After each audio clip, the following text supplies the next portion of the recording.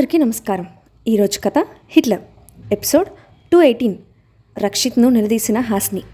ఇక స్టోర్లకు వెళ్తే కావ్య నటనే నిజమని నమ్మిన తన మనసు గాయపడేలా మాట్లాడిన విరాట్ని చూసి బాధగా వెళ్ళిపోతుంది హాస్ని. హాల్లో కూర్చున్న ఆమెను అనసూయ మరింత బాధ పెట్టడంతో ఆమెకు ధీటుగా సమాధానం చెప్పింది. అదే సమయంలో కిందికి వస్తున్న విరాట్ని చూసి కళ్ళబొల్లు ఏడుపులు ఏడుస్తూ అక్కడి నుంచి వెళ్ళిపోయిన అనసూయను చూసి అందుకు కారణం హాస్ని అని భ్రమపడి ఆమెను మరొకసారి హట్ చేస్తాడు విరాట్. దాంతో జరుగుతున్న పరిణామాలను అర్థం చేసుకోలేక మానసికంగా అలసిపోయిన హాస్ని గదిలోకి వెళ్ళి తలుపులు వేసుకుంది. అర్ధరాత్రి సమయంలో ఆమె గదిలోకి వచ్చిన విరాట్ ముఖమంతా నిండిన కన్నీటి చారలతో అలసిపోయి నిద్రపోతున్న ఆమెను ఒక్క క్షణం తీక్షణంగా చూసి పక్కనే పడుకున్నాడు. అంత నిద్రలో కూడా అతని స్పర్శ తెలిసినట్లు నేరుగా అతని గుండెల మీద తల పెట్టుకొని నడుము చుట్టూ చేవేసి గాఢంగా హత్తుకొని పడుకుంది హాస్ని. ఆ స్పర్శ అతనిలో ఇంకెన్నో జ్ఞాపకాలను గుర్తు చేస్తుండటంతో అవేంటో తెలుసుకోవడానికి ప్రయత్నించిన విరాట్ తలలో నరాలు సన్నగా నొప్పి మొదలైంది. దాంతో ఆ పనిని అప్పటికి విరమించుకొని ఆమెను దూరంగా జరపడానికి మనసు ఒప్పుకోలేక అలాగే పడుకున్నాడు. ఉదయం నిద్రలేచిన విరాట్ ఆమెను గాఢంగా పట్టుకొని పడుకున్న తన పొజిషన్ చూసుకొని షాక్ అయ్యాడు. ఇదేంటి, రాత్రి బాగానే పడుకున్నాను కదా, ఉదయానికి ఇంత దగ్గరికి ఎందుకు ఉన్నాను అని ఆశ్చర్యంగా అనుకుంటూ గబుక్కున పైకి లేచాడు. ఆ అలికిడికి నిద్రలేచిన హాస్ని నిద్రమత్తులో కళ్ళు నలుముకుంటూ పక్కకు తిరిగేసరికి అతనికి అతి సమీపంలో ఉన్న విరాట్ కనిపించాడు. నిన్న ఉదయం నుండి మీరు మీ ప్రేయసి దగ్గరే ఉన్నారు కదా, మరి ఇక్కడికి ఎప్పుడొచ్చారు అని అయోమయంగా అడిగింది. నీకేమన్నా పిచ్చా? తను నా ప్రేయసి అని నీకెప్పుడైనా చెప్పానా? భార్యాభర్తలు ఒకే గదిలో పడుకోవడం పద్ధతి కాబట్టి ఇక్కడికి వచ్చాను. నీకు ఇబ్బందిగా ఉంటే చెప్పు, వెళ్ళిపోతాను అని సీరియస్గా బదులిచ్చాడు విరాట్. నిన్నటి నుండి పెళ్ళాం ముందో పోయిందో కూడా పట్టించుకోకుండా గాలికి వదిలేసి ప్రేయసికి సేవలు చేసుకుంటూ అక్కడే ఉండిపోయింది మీరు కాక నేనా? మన గదిలో మన బెడ్ మీద ఆమెను పడుకోబెట్టి నన్ను నిర్దాక్షిణంగా బయటికి గంటేసింది ఎవరు? మీరు కాదా? తప్పులన్నీ మీరే చేసి నన్ను దబాయిస్తున్నారా? ఎందుకు? అసలు మీ కంటికి నేను ఎలా కనిపిస్తున్నాను అని విరాట్ మీద ఇంతెత్తున లేచింది హాస్ని. మెంటల్ హాస్పిటల్ నుంచి తప్పించుకొని వచ్చిన పేషెంట్లా కనిపిస్తున్నావు. చాలా? ఇంకా ఏమైనా కావాలా? పొద్దున్నే ఊరికే గోల చేయకు, నాకు చిరాకు వస్తుంది. కాస్త సౌండ్ బాక్స్ మ్యూట్ చేస్తే బాగుంటుంది అని విసుక్కొని బాల్కనీలోకి వెళ్ళాడు. చల్లని గాలి మనసుకి ఆహ్లాదం కలిగిస్తూ ఉంటే రిలాక్స్ అవుతూ వేగంగా కొట్టుకుంటున్న గుండె మీద చేయి పెట్టుకొని, ఈ అమ్మాయి పక్కనుంటే నా నోరు ఎందుకు కంట్రోల్ ఉండటం లేదో, తనతో అంత హక్కుగా గొడవ పడుతుంది నేనేనా? ఏంటో అంత అయోమయంగా ఉంది. పైగా అందరూ తన గురించి నెగిటివ్గానే చెప్తున్నారు. ఇప్పటి వరకు మా మధ్య జరిగిన కన్వర్జేషన్లో ఎక్కడ తన మీద మంచి అభిప్రాయం రాలేదు. అన్నీ తలతిక్క పనులు చేస్తుంది. కావ్య ఎంత చక్కగా మాట్లాడుతుంది, ఎంత హుందాగా ప్రవర్తిస్తుంది, ఎంత సున్నితంగా ఉంటుంది. ఇందులో ఒక్క క్వాలిటీ కూడా అమ్మాయికి లేదు. కానీ తన పక్కన ఉంటే మాత్రం నా గుండె వేగంగా కొట్టేసుకుంటుంది. తన నోటి నుండి ఇంకో మగవాడి గురించి చిన్న మాట వినిపించినా కూడా చాలా కోపం వస్తుంది. నిన్న ఆ కోపంతోనే బయటికి గంటేశాను. కాసేపటి తర్వాత మాట్లాడదామని కిందికొచ్చి అమ్మ మాటలు విని తనను మళ్ళీ తిట్టేశాను. అప్పటి నుండి మనసులో తెలియని బాధగా ఉంది. అప్పటి నుండి తన దగ్గరికి వద్దామంటే కావ్య అస్సలు వదిలిపెట్టలేదు. నీరసంగా ఉందని గదిలోనే కూర్చోబెట్టింది. కనీసం మధ్యాహ్నం భోజనం చేయడానికి వస్తుంది కదా అని చూద్దామనుకుంటే అసలు బయటికే రాలేదు. ఇప్పుడేమో తిరిగి నా మీద సీరియస్ అవుతుంది అని కోపంగా తిట్టుకున్నాడు. ఆ సమయంలో అవన్నీ తన మనసులో మాటలని హాస్నికి వినిపించే అవకాశం కానీ తెలిసే అవకాశం కానీ లేవని, తాను చెప్పకపోతే అవన్నీ మరిన్ని అపార్థాలకు దారి తీస్తాయన్న చిన్న లాజిక్ మర్చిపోయాడు విరాట్. ఫలితంగా వాళ్ళ మధ్య ఇంకెన్ని గొడవలు పుట్టుకొస్తాయో కాలమే చెప్తుంది. బాల్కనీలో నిలబడిన అతన్ని చూసి దగ్గరకు వెళ్ళి మాట్లాడాలనిపించినా కూడా ఆ ప్రయత్నం విరమించుకొని ఫ్రెష్ అవడానికి తన గదిలోకి వెళ్ళింది. బెడ్ మీద పడుకొని నీరసంగా ఉన్నట్లు నటిస్తున్న కావ్యాని గదిలోకి వచ్చిన హాస్ని చూడటంతోనే రాత్రి బెడ్ మీద వాళ్ళిద్దరి స్లీపింగ్ పొజిషన్ కళ్ళ ముందుకు మెదిలింది. దాంతో అసహ్యానికి లోనవుతూ ముందు రోజు విరాట్ తన దగ్గరే ఉండాలని తను వేసిన నాటకాలను గుర్తు చేసుకుంది. నిన్నంతా ఏదో ఒక కారణం చెప్పి విరాట్ను గది నుండి బయటకు వెళ్లకుండా చేసిన కావ్య రాత్రి పడుకునేటప్పుడు ఎందుకైనా మంచిదని అతని చేతిని పట్టుకొని మరీ పడుకుంది. ఒక గంట కళ్ళు తెరిచిన చూసేసరికి పక్కన అతను కనిపించలేదు. ఎక్కడికి వెళ్ళాడో తెలియక వెతుక్కుంటూ హాస్ని గదికి వచ్చిన ఆమెకు ఒకే బెడ్ మీద ఒకరినొకరు గాఢంగా హత్తుకొని పడుకున్న వాళ్ళని చూసి కడుపు మండిపోయింది. ఇంకొక్క నిమిషం అక్కడ ఉండలేక వేగంగా గదిలోకి వచ్చి, వాళ్ళిద్దరినీ దూరం చేయడానికి ఎన్ని ప్లాన్స్ వేసుకున్నా ఒక్కటి కూడా సక్సెస్ అవ్వట్లేదు. ఆ హాస్నికి ఎక్కడ దగ్గర అవుతారోనన్న భయంతో నా పక్కనే ఉండమని అడిగాను. దానికి ఒప్పుకొని కూడా నేను పడుకోగానే ఇక్కడికి వచ్చేశారు. దాన్ని మాస్టర్ బెడ్ నుంచి రూమ్ బయటికి గెంటేస్తే గెలుపు నాదనని సంబరపడ్డాను. ఇలా పడుకున్నానో లేదో పెళ్ళాం దగ్గరికి వెళ్ళిపోయాడు. పైకి కోపం చూపిస్తూ కూడా తన చుట్టుపక్కలే ఉంటున్నాడు. ఇలా జరగడానికి వీల్లేదు, ఏదో ఒకటి చేయాలి అని రాత్రంతా ఆలోచనలతోనే గడిపింది.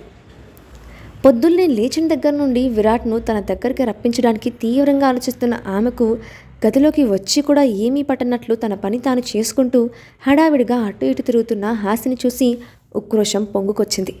ఇప్పుడు ఏదో ఒకటి చేసి ఆమెను బాధ పెట్టకపోతే తన మనసు శాంతించదని అర్థమైన కావ్య నోరు తెరవబోతూ గదిలోకి వచ్చిన విరాట్ని చూసి సైలెంట్ అయిపోయింది. కాసేపు తర్వాత రెడీ అయ్యి బయటికి వచ్చిన హాస్ని భుజానికి ఒక షోల్డర్ బ్యాగ్ తగిలించుకొని విరాట్ దగ్గరికి వచ్చి, నాకు ఒక ముఖ్యమైన పని ఉంది, బయటికి వెళ్తున్నాను అని అతని రెస్పాన్స్ కోసం ఎదురు చూడకుండా కీర్తితో కాల్ మాట్లాడుకుంటూ అక్కడి నుండి వెళ్ళిపోయింది. ఆమె ప్రవర్తనకి విరాట్ ముభావంగా మారిపోతే ఆమెను బాధ పెట్టాలని అనుకున్న తన కోరిక తీరలేదని నిరుత్సాహపడింది కావ్య. క్లాస్ రూమ్లో ఉన్న లోలిత దగ్గరకు అటెండర్ వచ్చి ఆమెను కలవడం కోసం ఎవరో ఒక వ్యక్తి వచ్చారని చెప్పడంతో లెక్చరర్ పర్మిషన్ తీసుకొని బయటికి వచ్చిన ఆమెకు కాస్త దూరంలో కనిపించింది నీతుచంద్రన్. ఈ అమ్మాయి ఇక్కడికి ఎందుకు వచ్చింది? అసలు కాలేజ్లో ఉన్న నాతో మాట్లాడాల్సినంత ముఖ్యమైన విషయం తనకేముంది అని ఆలోచిస్తూనే ఆమె దగ్గరికి వెళ్ళి, నన్నెందుకు పిలిచావు? క్లాస్లో ఉన్నప్పుడు డిస్టర్బ్ చేయాల్సిన అవసరం ఏముంది అని ప్రశ్నించింది లలిత. హే, ఇప్పుడు ఏం జరిగిందని అంత కోపంగా అడుగుతున్నావు? ఒక క్లాస్ మిస్ అయినంత మాత్రాన కొంపలు అంటుకుపోవు కదా అని రెక్లెస్గా అడిగింది నీతు. ఆ విషయం అడగడానికి ఇక్కడికి వచ్చావా? అలాంటి చెత్త టాపిక్స్ మాట్లాడేంత టైం నా దగ్గర లేదు అని వెళ్ళడానికి వెనుతిరిగిన లలితను ఆపి, నేను లంచ్కి తీసుకెళ్దామని వచ్చాను అని అనుమతి అడగకుండానే ఆమె చేయి పట్టుకొని క్యాంటీన్లోకి తీసుకెళ్ళింది. అరే, నా చేయి వదులు, నన్ను ఎక్కడికి తీసుకెళ్తున్నావు? నాకు ఒక ముఖ్యమైన క్లాస్ ఉంది అని అరుస్తున్న ఆమెను ఆపి, నేను ఆల్రెడీ పర్మిషన్ తీసుకున్నాను, అందుకే ధైర్యంగా బయటకు తీసుకొచ్చాను అంటూ ఆమెను చైర్లో కూర్చోబెట్టింది. ఈ విషయం తెలిస్తే చెప్పకుండా వచ్చానని రక్షిత్ గారు నన్ను కోప్పడతారు. అయినా నన్ను ఎందుకైనా మీట్ అవ్వాలంటే నువ్వు తీసుకోవాల్సింది పర్మిషన్ ప్రిన్సిపల్ దగ్గర కాదు, రక్షిత్ దగ్గర అని ఖచ్చితంగా చెప్పింది లలిత. ప్రతిదానికి చిన్నపిల్లల్లా ఫీల్ అవుతూ అతనికి ఎందుకు భయపడుతున్నావు? కాల్ చేసి ఫ్రెండ్తో లంచ్కి వచ్చానని చెప్పు అని సింపుల్గా చెప్పింది నీతు. కాలేజ్కి వచ్చి మరీ తనతో అబద్ధాలు చెప్పించడానికి సిగ్గులేదా? ఇదేనా నీ పేరెంట్స్ నీకు నేర్పించిన సంస్కారం అని ఘాటుగా వినిపించిన వాయిస్కి వెనక్కి తిరిగిన నీతు తనని షాప్గా చూస్తున్న రక్షిత్ని చూసి షాక్ అయిపోయింది. అది అది కాదు రక్షిత్, జస్ట్ తనతో కలిసి లంచ్ చేద్దామని వచ్చాను, అంతే తప్ప ఎలాంటి దురుద్దేశం లేదు అని తడబడుతున్న నీతు వైపు కోపంగా చూస్తూ, నీకు డబ్బులంతా ఎక్కువగా ఉంటే ఇంకెవరి మీదైనా ఖర్చు పెట్టుకో, తనని పట్టుకొని లంచ్కి తీసుకెళ్లడంలో నీ ఉద్దేశం నాకు తెలియదు అనుకుంటున్నావా? నా ముందు కుప్పిగంతలు వేయాలని చూడకు, నీ లిమిట్స్లోనూ ఉండు అని సీరియస్గా ఆమెను హెచ్చరించి లోలితను తీసుకెళ్లి కారులో కూర్చోబెట్టాడు. ఇప్పుడు నేనంత తప్పుడు పని ఏం చేశానని రక్షిత్ నా మీద అంత సీరియస్ అవుతున్నావు? నువ్వు స్పెషల్ కేర్ తీసుకుంటున్న అమ్మాయి కాబట్టి పరిచయం పెంచుకోవాలని అనుకున్నాను. మా ఇద్దరి మధ్య మంచి ర్యాపో ఉంటే భవిష్యత్తులో నీకే మంచిది కదా. అంత మాత్రం దానికి నేనేదో తప్పు చేసినట్టు ఇలా నిలదీయడం ఏం బాగోలేదు. తన మీద అంత కన్సర్న్ ఉన్నప్పుడు లంచ్ చేయడానికి మాతో పాటు నువ్వు కూడా రా అని తెలివిగా అంది నీతు.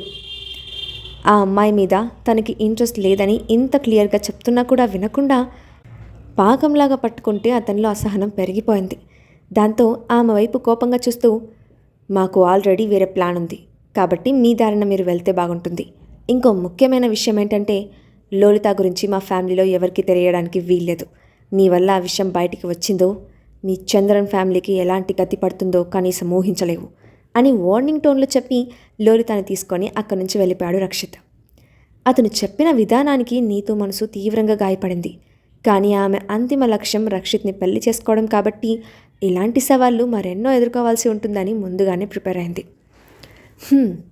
ఈ రక్షిత్ మరీ ఓవర్ చేస్తున్నాడు, తనకు తాను డిటెక్టివ్ లాగా ఫీల్ అవుతున్నాడు. అసలు అంత అందవిహీనంగా ఉన్న అమ్మాయి మీద అతనికి ఇంట్రెస్ట్ ఏంటో నాకు అర్థం కావట్లేదు. ఈ మురిపం ఎన్ని రోజులు ఉంటుందో నేను చూస్తాను అనుకుంటూ అక్కడి నుండి వెళ్ళిపోయింది నీతు. కాసేపటి తర్వాత రెస్టారెంట్లో భోజనం చేసి బయటకు వచ్చిన రక్షిత్ను ఏదైనా పార్క్కి తీసుకెళ్లమని గోల చేసింది. అతని బుర్ర తినేసి ఒప్పించింది లలిత. ఇద్దరు కారులో కూర్చున్న తర్వాత దగ్గరలో ఉన్న పార్క్కి తీసుకెళ్లమని డ్రైవర్కి చెప్పి, ఇప్పుడు హ్యాపీ కదా ఇకనైనా ఆ నోటికి రెస్ట్ ఇచ్చి సైలెంట్గా కూర్చో. ఇంకా చిన్నపిల్లలాగా పార్క్ తీసుకెళ్ళడం ఏంటో అని పక్కన కూర్చున్న ఆమెను చూసి విసుక్కున్నాడు రక్షిత్. పార్క్స్కి పిల్లలు మాత్రమే వెళ్ళాలని రాజ్యాంగంలో రాసి ఉందా? సాయంత్రం వేళ చిన్నపిల్లల అల్లరి నవ్వులతో అక్కడంతా సందడిగా ఉంటుంది. వాళ్ళని అలా చూడటం అంటే నాకు చాలా ఇష్టం. నేను కోల్పోయిన చైల్డ్హుడ్ వాళ్ళలో చూసుకొని తృప్తి పడతాను అని అతనికి చెప్పి బయటకు చూస్తూ కూర్చుండిపోయింది. విరాట్ పక్కన కావ్యాన్ని చూస్తూ ప్యాలెస్లో ఉండలేక ఉదయాన్నే బయటకు వచ్చిన హాస్ని కంపెనీకి వెళ్ళాలనిపించలేక దారిలో ఉన్న పార్క్కి వెళ్ళింది. ఒక పెద్ద చెట్టు కింద ఉన్న బెంచ్ మీద కూర్చొని జరుగుతున్న ఇన్సిడెంట్స్ గురించి ఆలోచిస్తూ సమయం గడిపింది. ఆపరేషన్ తర్వాత మారిన విరాట్ ప్రవర్తన ఆమెకు అస్సలు అర్థం కావడం లేదు. ముఖ్యంగా కావ్యకి ఇంపార్టెన్స్ ఇస్తూ తనని హర్ట్ చేయడం ఆమె తట్టుకోలేకపోయింది. మనసులో పెరుగుతున్న భారాన్ని ఎవరితో పంచుకోవాలని అనిపించలేక మొబైల్ కూడా సైలెంట్లో పెట్టింది. కనీసం తిండి తినాలన్న విషయం కూడా మర్చిపోయి ఆలోచిస్తూ శూన్యంలోకి చూస్తూ కూర్చుంది. ఉదయం కాస్త సాయంత్రమైంది, కానీ ఆమెలో ఎలాంటి మార్పు లేదు. కనీసం కూర్చున్న మనిషిలో ఎలాంటి కదలిక లేదు. ఆఫీస్కి వస్తానని చెప్పిన మనిషి రాకపోవడం, కనీసం కాల్స్ కూడా అటెండ్ చేయకపోవడంతో ఆందోళన పడిన కీర్తి వెంటనే ప్రశాంత్ దగ్గరికి వెళ్ళి విషయం చెప్పింది. ఈ విషయం ఇప్పుడా చెప్పేదా అని ఆమెను కోప్పడి లొకేషన్ ట్రేస్ చేసిన అతనికి ఆమె లొకేషన్, ఆమె ఫోన్ సిగ్నల్ ఒక పార్క్ దగ్గర చూపించడంతో కీర్తితో కలిసి అక్కడికి బయలుదేరాడు. ఒకే సమయంలో అటు రక్షిత్ వాళ్ళు ఇటు ప్రశాంత్ వాళ్ళు అదే పార్క్ దగ్గరికి వచ్చారు. కానీ వేరే ఎంట్రన్స్లో వెళ్ళడంతో ఒకరికొకరు ఎదురుపడలేదు. ఎంట్రన్స్ టికెట్ తీసుకొని లోపలికి వెళ్ళిన కీర్తి వాళ్ళు హాస్ని కోసం వెతుక్కుంటూ మరొక ఎంట్రన్స్ నుండి లోపలికి వచ్చిన లోలిత చిన్నపిల్లల పార్క్ అంతా పరిగెడుతూ తిరుగుతోంది. ఇంతలో ఒక దగ్గర నిస్తేజంగా కూర్చున్న హాస్ని కనిపించడంతో, రక్షిత్ గారు అక్కడ ఎవరున్నారో చూడండి అంటూ అతని చేయి పట్టుకొని ఆమె ముందుకు తీసుకెళ్ళింది. తన ముందు ఒకరు నిలబడ్డారన్న స్పృహ కూడా లేని హాస్ని విచిత్రంగా చూస్తూ, ఇక్కడ ఒంటరిగా ఏం చేస్తున్నావు? కొంపతీసి నిన్ను విరాట్ బయటికి గంటేశారా అని వ్యంగ్యంగా అడిగాడు రక్షిత్. అతని మాటలకి తేరుకున్న హాస్ని ఎదురుగా ఉన్న రక్షిత్ వాళ్ళని నిర్లిప్తంగా చూసి సైలెంట్గా పక్క నుండి ముందుకు నడిచింది. ఆమె బిహేవియర్ డిఫరెంట్గా అనిపిస్తుంటే, ఏమైంది హాస్ని, ఎందుకు అలా ఉన్నావు అని ఆమెకు అడ్డుగా నిలబడి అడిగాడు. ఏం లేదు అన్నట్లు తల ఊపి మౌనంగా నిలబడిన ఆమెను చూసి, నోరు విప్పి చెప్పకపోతే సమస్య ఎలా తెలుస్తుంది అని సీరియస్గా చూశాడు రక్షిత్. అప్పటికీ నోరు విప్పని హాస్ని, నా లైఫ్ ఎలా వెళ్తుందో అర్థం కావట్లేదు. రాను రాను విరాట్ గారి బిహేవియర్ అర్థం కావట్లేదు.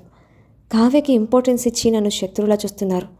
తాను ఇప్పుడు ప్యాలెస్లోనే ఉంది అని దిక్కులు చూస్తూ చెప్పింది. ఆ మాటలకి అతని ముఖంలో చిరునవ్వు వచ్చి చేరడం గమనించిన హాస్ని మనసులో కొత్త అనుమానం వచ్చింది. వెంటనే రక్షిత్ వైపు అనుమానంగా చూస్తూ, నువ్వు హాస్పిటల్కి వెళ్ళినప్పుడు విరాట్ గారితో ఏం మాట్లాడావు అని అడిగింది.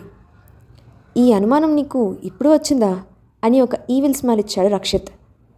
అంటే ఇదంతా నీ కారణంగానే జరుగుతోందా అని షాక్తో నోరు తెరిచింది హాస్ని. ఇప్పుడు రక్షిత్ నిజం చెప్తాడా?